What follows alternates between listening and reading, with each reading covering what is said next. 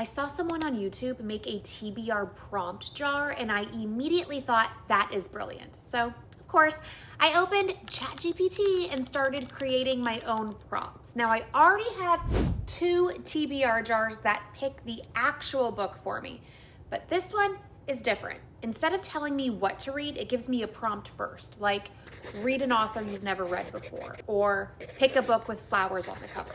Then I have to search my shelves for the perfect book.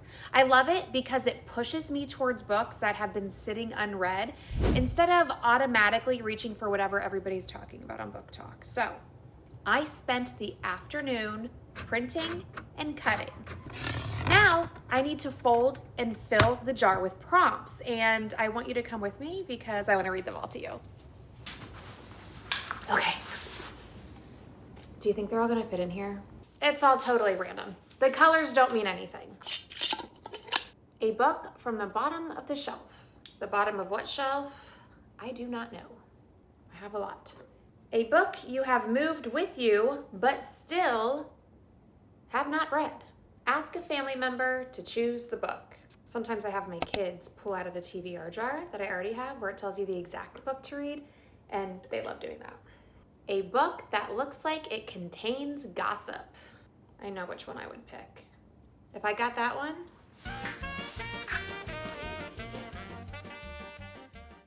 this one totally looks like it contains gossip. I digress. An author with the same first initial as you. Ooh, maybe Catherine Stedman? A book with a title written in a fun font. Steve Kavanaugh's books have fun fonts. A book that looks emotionally devastating. I am afraid to pick this one because I know exactly which book I'll pick, because my friend Marissa says she thinks about it every day. It's right there. It's called A Little Life. I'm afraid of it. A book that feels like fall. Pick a book with your eyes closed.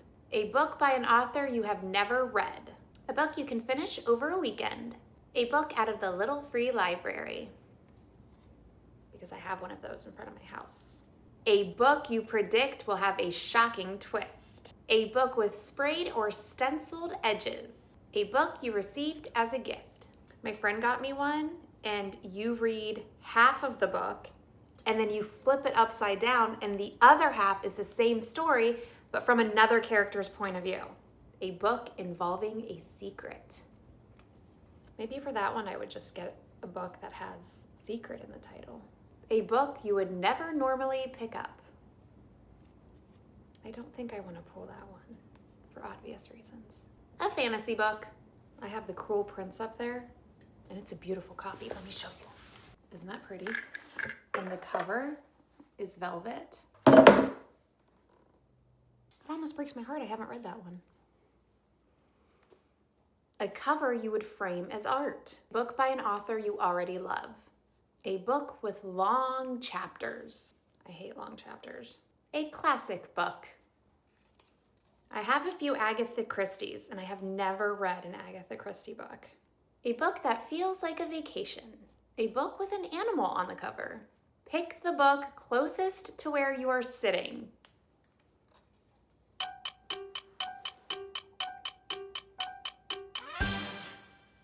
I don't know. A book involving a vacation gone wrong. A book that has been adapted for TV or film. Is now a good time to talk about my off-campus obsession? A banned book. I have To Kill a Mockingbird. I think I'd read that one. A book that looks mysterious. A book with a brightly colored cover. Let someone choose a color and then find a book in that color. That one's fun. A book with a missing person. How do you know the person is missing, you ask? Well, I know which one I would pick for that.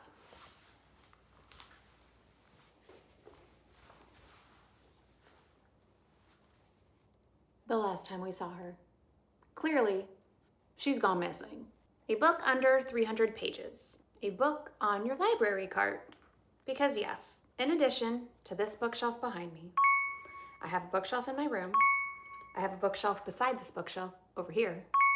I have a bookshelf in the other room, and I have a library cart. A book you have almost unhauled. Who knows, maybe I'll love it. A book with no people on the cover. Choose a shelf and pick the 7th book. That's kind of fun. A book with a female main character. A book no one has talked about recently. A book in a series. There are actually 2 that I need to read. One is The Housemaid. I've only read the first book and I need to read more because it's going to be made into a series. And then The Maid has a 3rd book that I haven't read. The newest book you bought. That one is called The Obsession. Juliana picked that one out for me in the Walmart book section. A book with an object on the cover. A book that has been on your TBR for more than a year. Just one. My TBR has a ridiculous amount of books. A book with a locked room mystery. A book with short chapters. Love short chapters. A book on your ARC shelf. I get sent a lot of advanced reader copies, and they have their own dedicated shelf. The oldest unread book on your shelf. How the hell am I supposed to find that? A book that is completely unhinged. I do have the Mindfuck series over there. That sounds unhinged. Pick the shortest book on your TBR. Is there a way to search that on Goodreads? A book involving a family scandal. A book you keep seeing everywhere. Choose the book you have been avoiding the longest. A book you are nervous you will hate. For me, that's The Shampoo Effect. It's been compared to Wild Dark Shore. Like if you like that book, you'll like The Shampoo Effect. I didn't even finish A Wild Dark Shore. A book you think will make you laugh. That's Megan Quinn. Period. A book you paid full price for. A book with a murder. A book everyone seems to hate. Skip the prompt and follow your mood reader heart. A book you suspect is overhyped. A book that feels like summer. I have a backlog of Ellen Hildebrand. So I think that would go there. Pick the longest book on your TBR. A book with a wedding. A book by an author whose previous book you gave 5 stars. A book you think you will finish in one day. A cover that matches your shirt. Pick a book whose author shares your first initial. Didn't we already do that one? A book with a found family. I'm running out of space. Pick again and read both books. But what do I read for that one? Maybe it's just pick again. A book you think would make a great movie. Somebody needs to make The Calamity Club into a movie. I gotta see my girl Flossie on the screen. A book with flowers on the cover. A book you bought because of the cover. As somebody who judges books by their cover, it's a pretty good one. A book involving a competition. A book over 500 pages. A book that feels nostalgic. I know which one I'd pick for that one. Can you see it? Right there? Scary Movie Night by Miranda Smith. A book hiding behind another book. I got some romances over there that are hiding, for sure.